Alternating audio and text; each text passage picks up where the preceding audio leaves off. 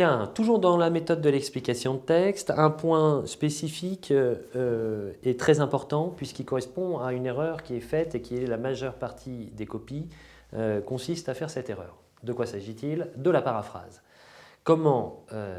Qu'est-ce que c'est que de la paraphrase d'abord? Et comment fait-on pour éviter la paraphrase ensuite? Alors, le problème de la paraphrase, c'est qu'effectivement, on vous dit souvent, vous avez fait que de la paraphrase et on vous met une mauvaise note, mais vous ne savez pas comment éviter ça. Et vous ne savez pas exactement en quoi ça consiste. Alors, qu'est-ce que c'est que paraphraser un texte? C'est, on va dire, se faire emporter par le texte lui-même et se contenter de redire ce que dit déjà l'auteur, le redire autrement. Or, l'auteur a très bien écrit, c'est un écrivain en plus d'être un philosophe, par conséquent, il dit forcément mieux que vous ce que vous redites et vous vous contentez de redire. Donc, expliquer un texte, ça ne peut pas être seulement redire ce qu'il dit déjà. Alors, pour ne pas se faire emporter comme ça par le texte, dont on se contenterait de redire les phrases, l'enjeu principal, et c'est la première technique pour éviter la paraphrase, ça va être précisément, comme je l'ai dit, c'est un des enjeux, d'identifier la thèse. À partir du moment où vous avez identifié la thèse, c'est-à-dire l'objectif de l'auteur dans ce texte, vous êtes capable, au lieu de vous faire emporter par le texte et de vous contenter de suivre pas à pas ce qu'il dit, de dire vous-même, de prendre les devants et de dire gardons à l'esprit ce qu'il cherche à démontrer, et voilà d'abord la première étape du texte va consister pour lui à montrer ceci, parce qu'il en a besoin pour démontrer sa thèse. Autrement dit, se rapporter et s'appuyer sur la thèse pour toujours montrer comment l'auteur s'y prend pour la défendre. Et en fait, expliquer un texte, c'est cela. C'est montrer comment un auteur s'y prend pour défendre sa thèse. Quelles sont les étapes par lesquelles il passe. Donc ça permet d'éviter la paraphrase parce que votre travail consiste à montrer en quoi cet argument-ci ou cet argument-là, en quoi cet exemple, en quoi cette partie de texte a effectivement une fonction particulière dans la défense de la thèse. Quel est son rôle par rapport à la défense de la thèse? Voilà. Premier point pour éviter la paraphrase, utiliser la thèse comme référence.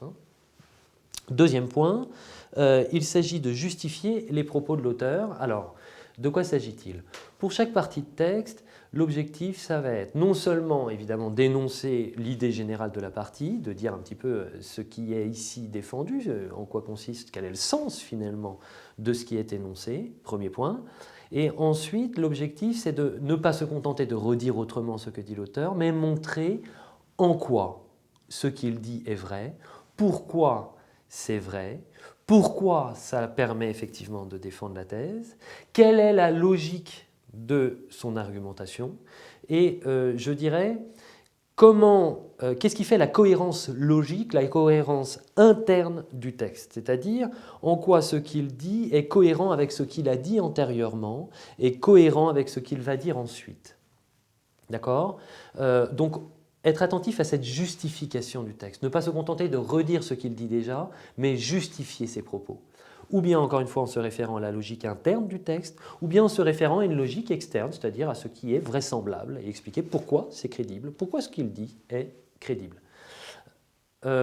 Alors, dernier point pour éviter encore une fois la paraphrase, c'est être attentif au sens des concepts.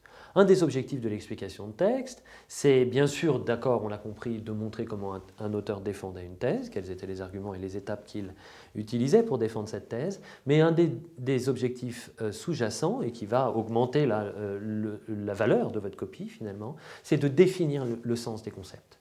Et là encore, comme pour la dissertation, il ne s'agit pas d'être d'un dictionnaire philosophique. Encore une fois, la connaissance de la doctrine de l'auteur n'est pas requise. Par conséquent, le concept de liberté chez Kant, vous n'en avez pas nécessairement une connaissance parfaite relative à sa doctrine. Par conséquent, il faut utiliser le texte lui-même pour défendre et pour définir le sens du concept en question.